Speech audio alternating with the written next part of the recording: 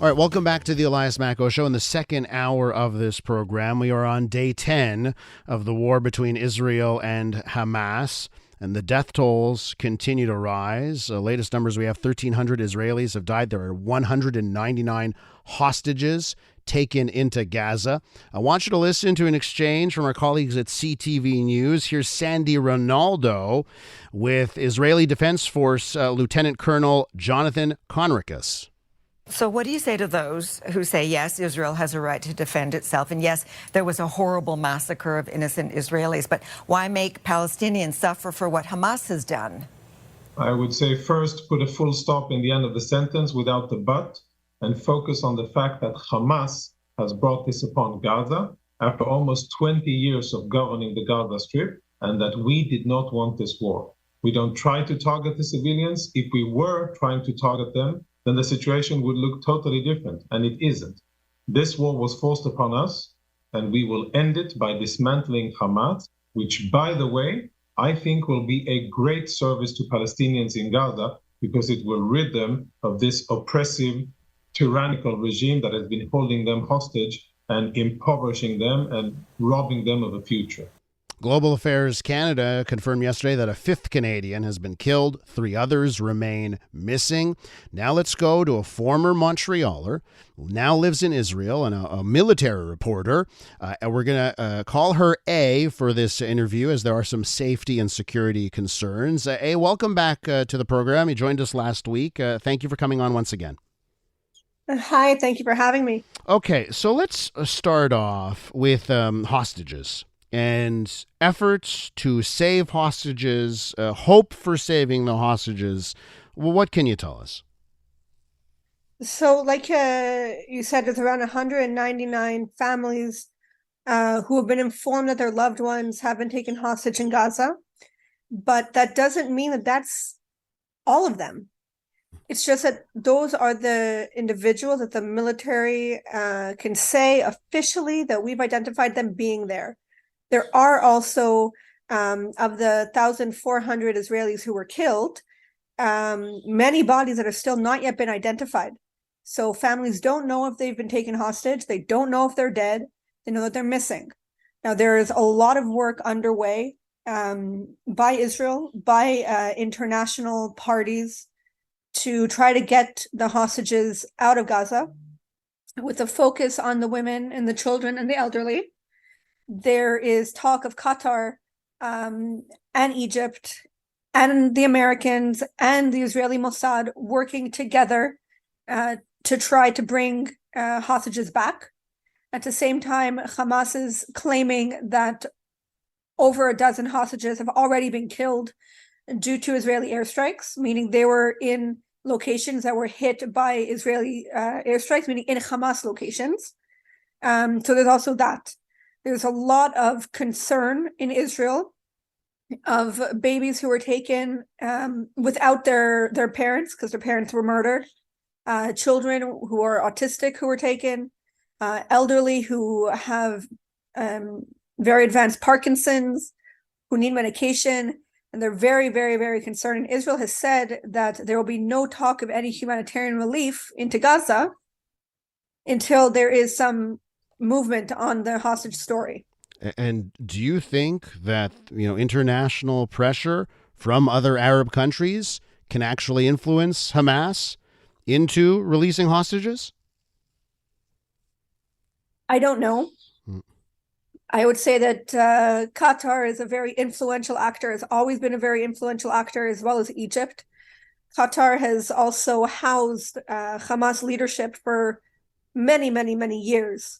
The same with Turkey. Turkey has also come into the picture, saying that they also want to help mediate what's going on.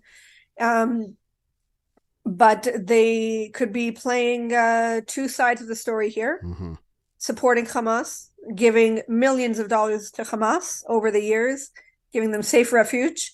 Whereas Egypt, which is one of the most influential players in the region, is not a fan of Hamas. Hamas is Muslim Brotherhood. Egypt has their own history with the Muslim Brotherhood. They're not a fan of them.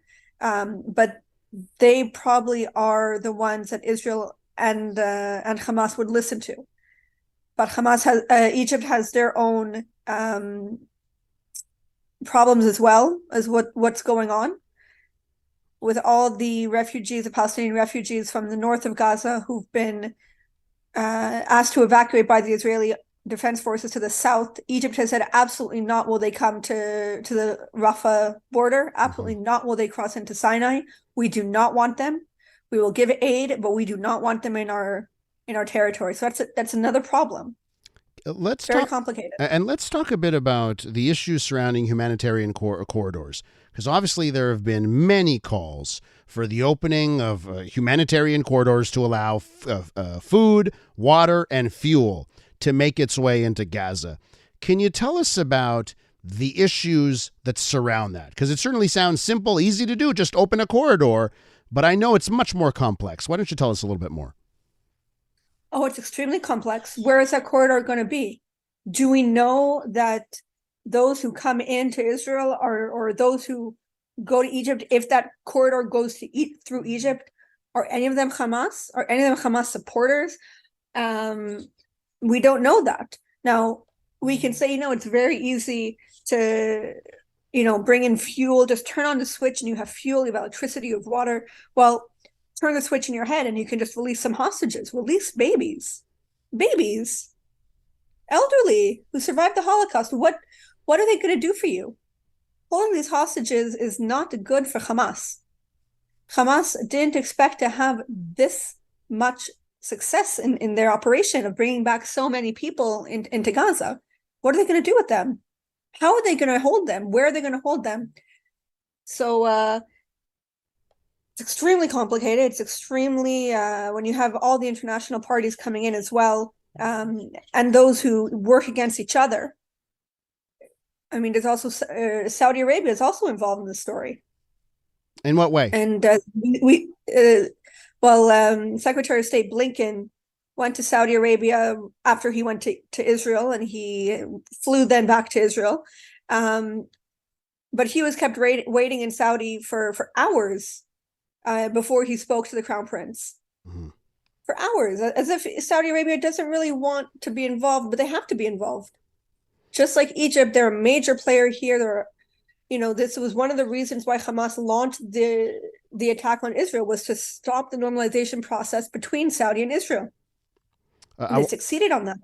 I want to ask you about the situation in Gaza. We have a report from Reuters that says 2,700 people have died in Gaza, 9,000 people wounded. Of course, it's difficult to get real numbers out of Gaza because there's not a free press situation there. So can I ask you, how is that side of this conflict, because there are going to be civilians in Gaza that have been killed and will die in this conflict, how is that being talked about and viewed in Israel? It's a very touchy subject for a lot of Israelis, a lot of Israeli Arabs, a lot of Palestinians in Israel, the Bedouin in Israel, and the peace activists in Israel. And many of them, the Jewish peace activists, are saying, well, our worldview has changed, right? And yet the Palestinian Arabs, the Israeli Arabs, the Bedouin, well, many of them, and there's a whole lot of Bedouin who have gone in the south to try to help in the rescue efforts. And a lot of Israeli Arabs who are coming together in cities like Haifa and Jaffa to help their neighbors patrol to make sure there's no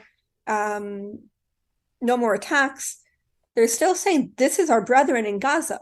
How could we not want to support and help the innocent people in Gaza? Because like you said, there are innocent people there, but Hamas is holding them hostage. There are reports and visuals showing Hamas putting up roadblocks, stopping Palestinians from going south. Now, Hamas is not good for Palestinians. No Palestinian wants Hamas. At the same time, there aren't the capabilities to get rid of Hamas inside of Gaza, outside of Gaza, within the Arab communities here. There's a lot of support for each other. I have to say that the Israeli society, again, whether it's Jewish, Christian, Druze, Bedouin, Muslim, they've all come together. And there is a lot of solitude also by many people saying, well, humanity is humanity. Mm-hmm.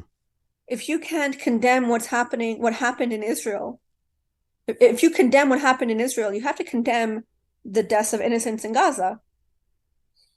But again, Israel is giving that warning, evacuate, and Hamas is stopping them. Just to wrap up here, I do want to talk about the military response that we are seeing and what you know, or information that you have on what we will see this week as Israel conducts its military response. What can you tell us? Well, we don't know if it'll start this week. We don't know if it's going to start tonight. Mm-hmm. Could be at any point. A ground incursion is going to happen. There is no way to destroy an enemy without a ground incursion. We saw in past military operations that relied solely on the Air Force. It did a good job. It destroyed a lot of Hamas capabilities, but it didn't get to the core. It didn't get the answer solved, the problem solved. That ground incursion will very likely lead to increased, if not a full outbreak of fighting on the northern border, bringing in Hezbollah. We already see Hezbollah coming in and being a lot more active. Just this morning, the Defense Ministry ordered the evacuation of 28 communities along the Lebanese border within 2 kilometers of the border. So the Defense Ministry in Israel is getting ready for that. Sorry, they're just sirens in Tel Aviv, so I might need to run to my shelter. Okay. Well, hey, listen. Putting that out there. We'll have to leave it there. I want to thank you for your time. I'll let you do what you need to do right now, and I thank you again for shedding some light on what's happening right now. I appreciate it.